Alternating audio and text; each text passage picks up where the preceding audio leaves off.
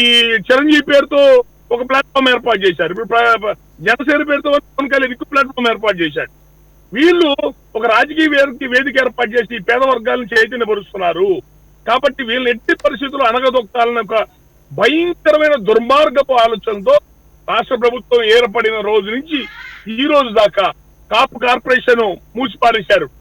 Next విదేశీ విద్య లోన్లు ఆపేశారు. ఇక్కడ చిన్న చిన్న కొట్లు వ్యాపారాలు పెట్టుకునే లోన్లు ఆపేశారు. కాపు భవనాలు శాంక్షన్ చేసే 100 నియోజకవర్గాలు అవి ఆపేశారు. కాపులు బీసీ రిజర్వేషన్లు గత ప్రభుత్వం 5 అసెంబ్లీలో పాస్ అయిన 5% రిజర్వేషన్ అది ఆపేశారు మా వల్ల కాదని. కేంద్రం ఇచ్చిన 10% రిజర్వేషన్లు అమ్మ పెట్టదు అడుక్కో తినేవద్దని చెప్పని వీళ్ళు ఏడవడం చేత కాదు. ఆయన ఎవరో మహానుభావుడు నరేంద్ర మోడీ గారు భారతదేశం మొత్తం ఇచ్చిన 10% అగ్రకులాల పేదలంటే రెడ్ల కులం రెడ్లు కూడా పేదవాళ్ళు ఉన్నారు కదండి, వాళ్ళు కూడా తింటారు కదండి. కాదు, వాళ్ళు నష్టమైనా పర్వాలేదు కానీ ఈ కాపులకు మేలు జరగడానికి వీలుదని కేంద్రం ఇచ్చిన 10% రిజర్వేషన్ కూడా పక్కన పెట్టించారు. అంటే ఈ కులం సర్వనాశనం చేయడానికి కంకణం కట్టుకుంది ఈ ప్రభుత్వం.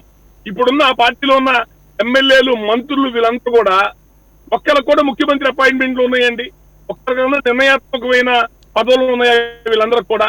అక్కడ ఎందుకున్నారో ఎందుకు పోయి ఏం పాలేరుతానో